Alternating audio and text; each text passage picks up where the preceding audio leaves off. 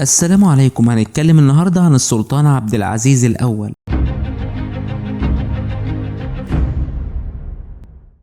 هو عم السلطان عبد الحميد الثاني آخر سلاطين الدولة العثمانية، وكان من عشاق النبي صلى الله عليه وسلم. وفي يوم من الأيام وصلت رسالة للقصر من المدينة المنورة، وكان السلطان عبد العزيز في الوقت ده مصاب بمرض شديد لدرجة إنه من شدة المرض كان طريح الفراش. لما وصلت الرسالة اتردد رجال الدولة في تقديم الرسالة للسلطان بسبب مرضه، ولكنهم كانوا عارفين مدى حبه للمدينة المنورة، عشان كده اضطروا لتقديم الرسالة في النهاية. وبمجرد ما قال للوزير للسلطان ان في رسالة وصلت من المدينة المنورة، عين السلطان لمعت لشدة حبه للمدينة المنورة. وفي الوقت ده امر السلطان الوزير انه ما يقراش الرسالة الا لما يقول له، وبعد كده امر السلطان كل اللي حواليه انهم يرفعوه عشان يسمع الرسالة اللي جاية من الأراضي المقدسة، وقال لهم ما ينفعش اسمع الرسالة اللي جاية من الأرض المقدسة وانا نايم. وفعلا استمع السلطان للرسالة وهو واقف على رجليه رغم مرضه. ومن الجدير بالذكر ان السلطان عبد العزيز ما كانش بياخد اي ملف او اوراق جايه من المدينه المنوره الا وهو متوضي، لان الاوراق دي بالنسبه له بتحمل غبار بلده النبي صلى الله عليه وسلم. عشان كده في البدايه كان بيقبلها ويحطها على جبينه وبعد كده يقراها. رحم الله السلطان عبد العزيز واسكنه فسيح جنات. لو عجبكم الفيديو ما تنسوش تعملوا لايك وشير واشتراك للقناه عشان يوصلكم كل جديد. سلام.